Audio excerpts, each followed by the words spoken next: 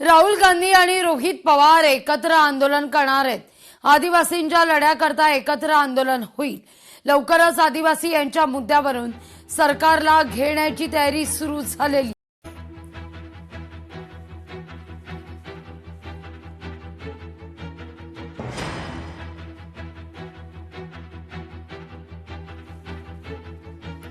अमरावती जिल्हा स्त्री रुग्णालयातील आग प्रकरण आणि या प्रकरणी फायर अलार्म दुरुस्तीचं काम आज पूर्ण आहे। काल फायर अलार्म वाजला नसल्याची बाब समोर आलेली आहे।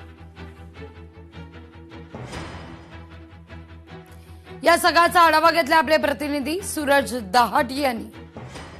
अमरावती जिल्हा स्त्री रुग्णालयाच्या 9दा शिशु कक्षात म्हणजे NICU कक्षामध्ये काल पहाटे 3:30 वाजता आग लागली होती। यामध्ये जर पाहिलं तर या ठिकाणी शॉर्ट सर्किटमुळे आग लागली असल्यामुळे या ठिकाणी 3 बालकांचा जो मृत्यू झालेला होता आणि 36 बालकांना वाचवण्यामध्ये यश आलेलं होतं। मात्र या ठिकाणी धक्कादायक म्हणजे या ठिकाणी फायर अलार्म या ठिकाणी वाजलेला नव्हता। त्यामुळे जर पाहिलं तर सकाळपासून याच अमरावती जिल्हा सामान्य स्त्री रुग्णालयाच्या 3ही माळ्यावरली जे फायर अलार्म सिस्टीम आहे ते दुरुस्ती करण्याचं या ठिकाणी काम एकूणच या ठिकाणी चालू आहे। या ठिकाणी इलेक्ट्रिशियन टेक्निशियन या ठिकाणी आलेले आहे। संपूर्ण जर पाहिलं तर खरं तर ही फायर अलार्म सिस्टीम जी आहे या ठिकाणी बॅटरी असते आणि चार्जिंग झाल्यावर हे संपूर्ण ही यंत्रणा सुरळीत होऊ शकते। मात्र काल या ठिकाणी फायर अलार्म सिस्टीम वाजली नाही, का या ठिकाणी आग लागण्यापूर्वी किंवा धूर निघाल्यापूर्वी या ठिकाणी हे सिस्टीम का वाजली नाही असा जो थेट सवाल या ठिकाणी उपस्थित केला जात आहे। त्यामुळे ही नादुरुस्त या ठिकाणी होतं का हा देखील एक महत्त्वाचा प्रश्न या ठिकाणी उपस्थित झालेला आहे। आता जर पाहिलं तर या ठिकाणी थेट डायरेक्ट कनेक्शन या ठिकाणी टाकण्यात आलेलं आहे। आता जर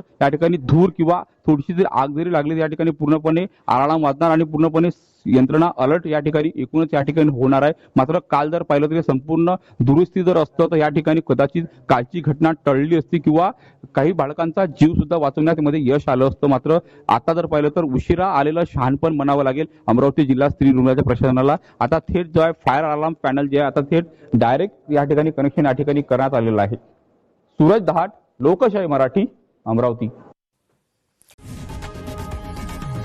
लोकशाही मराठी ऐका, पहा, जागरूक रहा।